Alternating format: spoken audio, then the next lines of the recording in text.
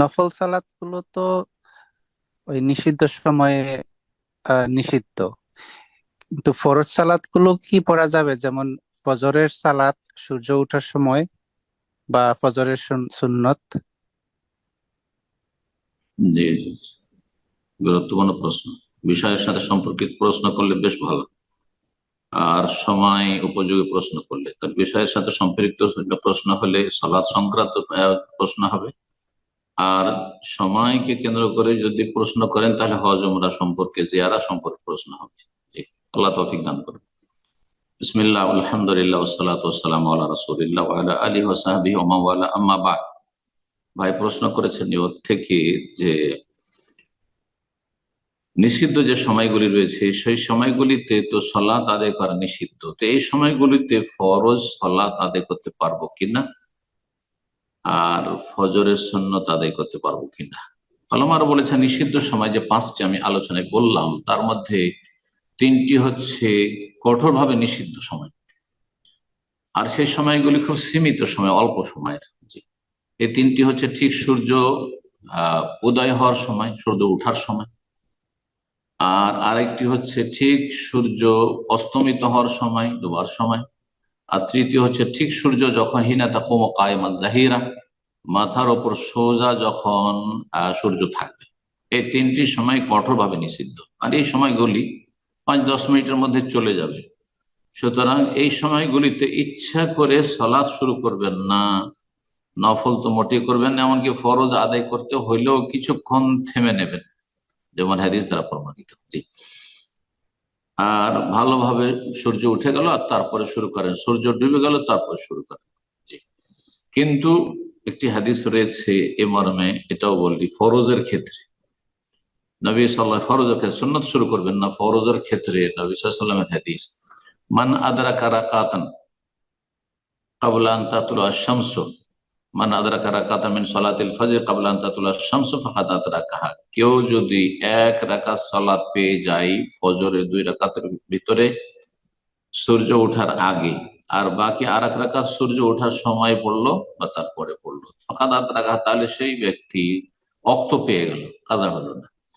অমান আদরাকা রাকাত মিন সালাতিল আসর ক্বাবলা আন তাগরুবা আশ-শামস ফাকাদ আদরাকাহা, আর কেউ যদি সূর্য ডুবার আগে আসরের 4 রাকাতের ভিতরে 1 রাকাত পেয়ে যায় তো বাকি 3 রাকাত সূর্য ডুবার পরে পড়ে নেবে, শেষ সলাতের অক্ত পেয়ে গেল। যদিও ইচ্ছা করে যদি এরকম কাজ করে তাহলে সে গুনাহগার, অনিচ্ছাকৃত, ঘুম ভাঙেনি, ভুলে গেছিল।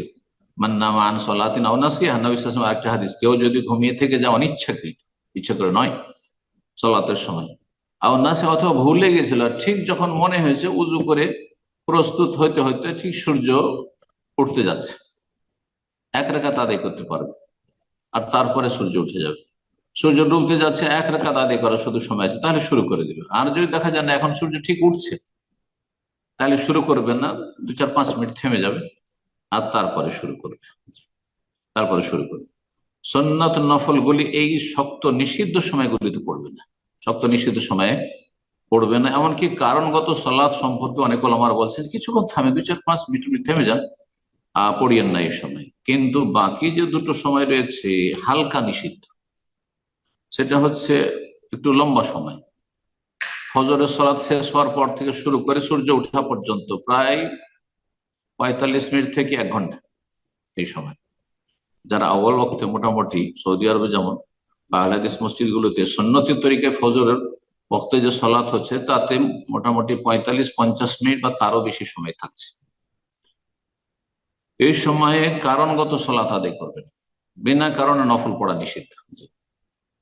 তাহলে কারণগত সালাত, যার যে সালাতের কারণ হয়েছে, এখন আমাকে ইস্তেখারা করতে হবে, ইস্তেখারার সালাত।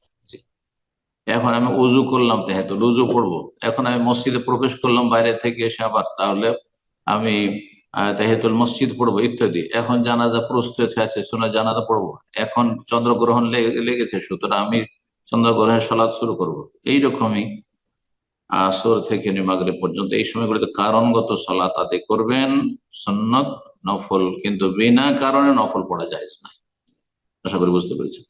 তাহলে ফজরের সুন্নাত কাজা হয়ে আছে, এই কাজা আদায় ঠিক সূর্য উঠছে সে সময় আদায় করবেন না, সেই সময় আদায় করবেন না। ধরেন আপনার জোহরের সুন্নত আপনি কাজা করতে চাইছেন, ঠিক সূর্য ডুবছে ওই সময় আদায় করবেন না, কিন্তু আসর থেকে মাগরিবের মাঝে কাজা করতে পারবেন, কারণগত আপনার উপর কাজা আছে, দায়িত্বে আছে, কাজা আদায় করতে পারবেন। নবী সাল্লাল্লাহু আলাইহি ওয়াসাল্লাম একদিন জোহরের সুন্নত পড়তে পারেননি, ব্যস্ততায় এক প্রতিনিধি এসছে ইসলাম সম্পর্কে, ইসলামের দাওয়াত গ্রহণ করার জন্য বা শোনার জন্য, আর তাদেরকে নিয়ে আসর পর্যন্ত ব্যস্ত থেকেছেন, তারপর আসর করে কাজা করেছেন। নিষিদ্ধ সময় তাহলে কাজা করেছেন, কিন্তু কঠোর নিষিদ্ধ সময় ঠিক সূর্য ডোবার সময় নয়। তাহলে যেটা বললাম যে ফরজ সালাতগুলি আদায় করার ক্ষেত্রে নিষিদ্ধ সময়গুলিতে আদায় করতে পারবেন কিভাবে, আর সুন্নত বা নফল এগুলির ক্ষেত্রে কেমন ভাবে আদায় করতে, কারণগত হলে তাহলে আদায় করবেন, আর বিনা কারণে হলে আদায় করবেন না। আল্লাহ তাআলা